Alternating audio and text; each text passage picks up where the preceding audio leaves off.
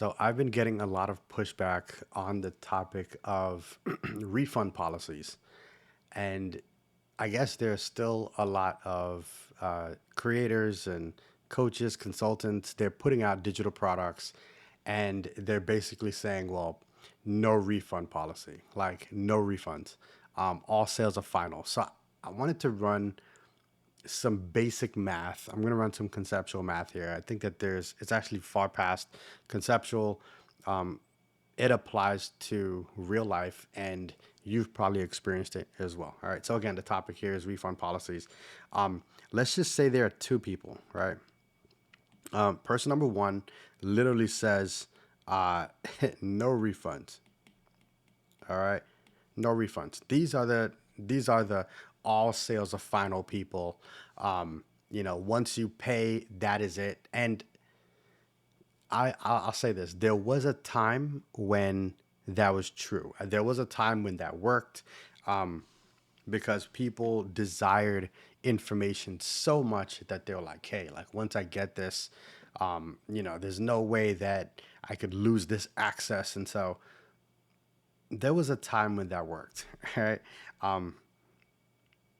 But today it's a bit different. So person number one, no refunds. Person number two, I have no idea why I'm drawing the stick figures because it doesn't really. They have a refund policy. Okay, now I'm gonna do very simple, like sort of funnel math here. Okay, so both person one and person two get in front of, let's say, 1,000 people. All right, I'll just call this awareness or exposure. They both get in front of 1,000 people. Now, out of 1,000 people that they get in front of, let's say 200 of them, 200 of them each click through to get to some type of sales page. Okay. Now, because people don't really know whether or not you have a refund policy until they get to that point of transacting with you. So I'm not going to take anything away from the top of the funnel for both individuals, right? But 200 people get to a sales page, and let's say out of the 200 people, let's say let's say 5 of them actually convert, and I'm going to say that's relatively conservative, okay? It's like a 2% conversion rate on a sales page. All right?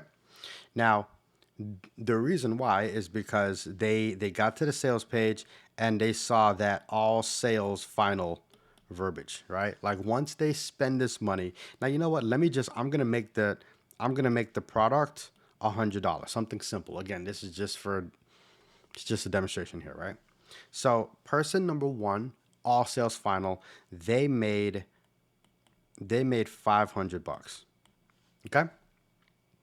Now, person number two, they got in front of 1,000 people. 200 of them hit the sales page, and out of the 200 people, let's just say 20 of them converted because they saw the guarantee, the money back guarantee.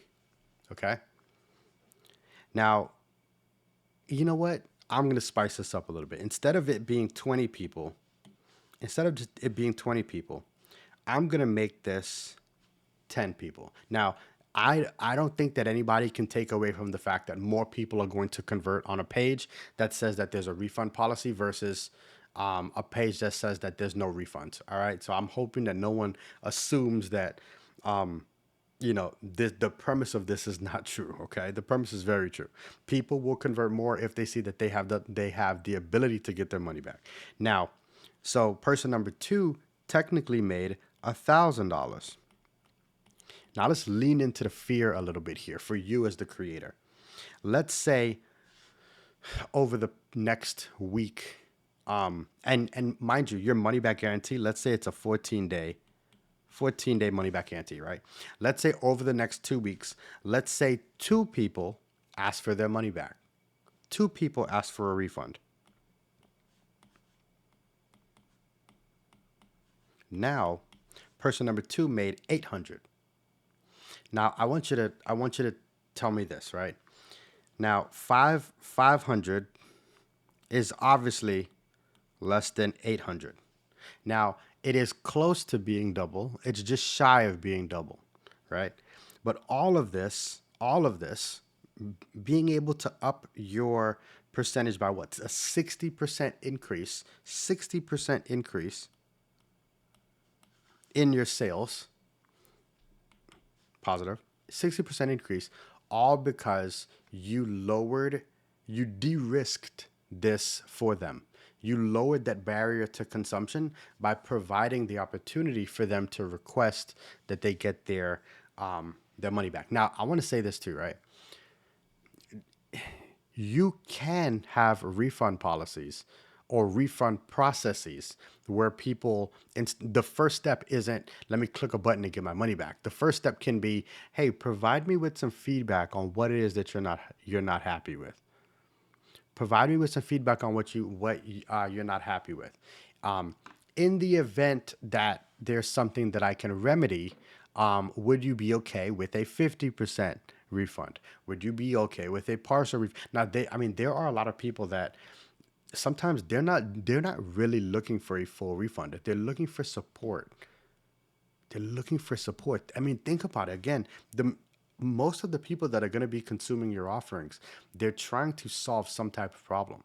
So you have to think about this and say, all right, well, what type of state are they in for them to separate with money, separate with capital, something that they worked hard for in order to solve a problem, and you essentially have to put yourself in their shoes and say, man, if they went through my material and there was some experience that they had that they did not like, how valuable would that be for me to get that feedback, which it is valuable, but also to how valuable would it be for them to be able to say, man, like, like I provided that feedback and they were able to come back with, something to fill that gap. Now, there are a lot of people that find tremendous value in support and not just deliverables.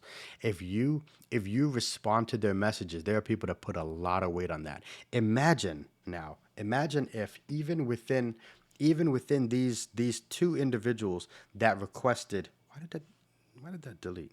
Imagine if these two individuals that requested a refund. Imagine if one of them said, "Man, you know what? No, no, no. Thank you very much for that support. I'm happy now. I'm happy now. You're back up to 900, right? But also too, I can almost guarantee, and I've had this happen with me a lot as well, because you provide support, even when they were initially unhappy, they will advocate for your brand. They'll go out and tell five people about your brand. Now, imagine if you made four sales because that one person that you helped that initially was requesting a refund that would not have bought otherwise because you didn't have a refund policy or you would not have had a refund policy. Imagine if you got four more customers because you were able to provide them with stellar support. Again, they initially were not happy. They leaned on the fact that you had some type of money back guarantee. You gave them the support. They're now extremely happy. Now, and then they bring four people to you.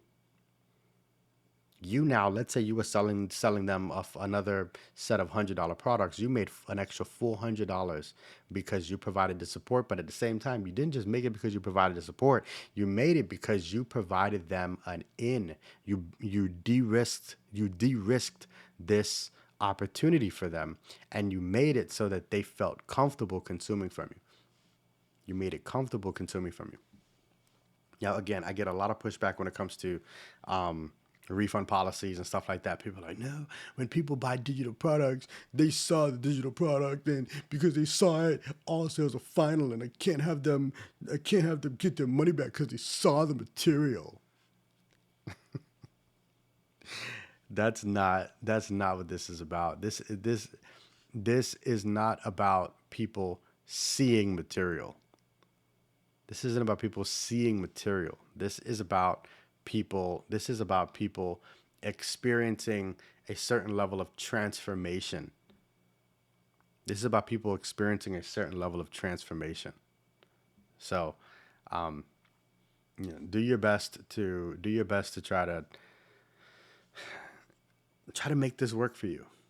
de-risk these opportunities for people so that they feel comfortable consuming from you, because otherwise they won't.